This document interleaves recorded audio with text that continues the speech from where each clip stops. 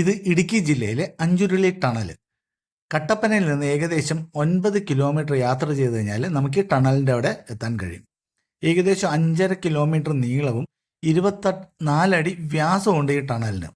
ഇരട്ടയാർ ഡാമിലെ വെള്ളം ഇടുക്കി ജലാശയത്തിൽ എത്തിക്കുവാൻ വേണ്ടിയിട്ട് 1974 KSEB ആരംഭിച്ച പദ്ധതിയുടെ ഭാഗമാണ് ഈ ടണൽ നിർമ്മാണം. അഞ്ചുരുളി ഭാഗത്ത് നിന്നും ഇരട്ടയാർ ഭാഗത്ത് നിന്നും ഒരേ സമയം നിർമ്മാണം ആരംഭിച്ച് കൂട്ടിയോജിപ്പിക്കുകയായിരുന്നു. പൈലിപ്പിള്ള കോൺട്രാക്ടറായിരുന്നു ഇതിൻ്റെ നിർമ്മാണ ചുമതല ഏറ്റെടുത്തത്.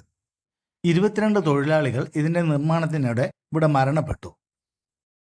ഈ പ്രദേശത്തെ 5 മലകൾ നിരനിരയായി ഉരുളി കമഴ്ത്തിയതുപോലെ ഇരിക്കുന്നതുകൊണ്ട് ആദിവാസികൾ നൽകിയ പേരാണ് അഞ്ചുരുളി.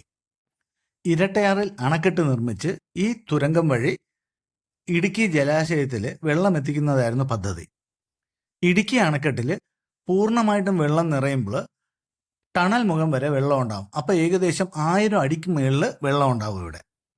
1974 നിർമ്മാണം ആരംഭിച്ച് 1980 ജനുവരി 30 ഇത് ഉദ്ഘാടനം ചെയ്യപ്പെട്ടു. ഈ ടണൽ മുഖത്ത് നിന്ന് നോക്കിക്കഴിഞ്ഞാൽ ഇടുക്കി അണക്കെട്ടിൻ്റെ അതിമനോഹരമായ കാഴ്ചകൾ നമുക്ക് കാണാൻ കഴിയും. ഇവിടെ 365 ദിവസവും സന്ദർശിക്കാവുന്നതാണ്. പ്രത്യേകിച്ച് പ്രവേശന ഫീസോ അങ്ങനെ ഒന്നുമില്ല. പക്ഷേ കഴിവതും മഴ സമയം ഒഴിവാക്കുന്നത് നന്നായി.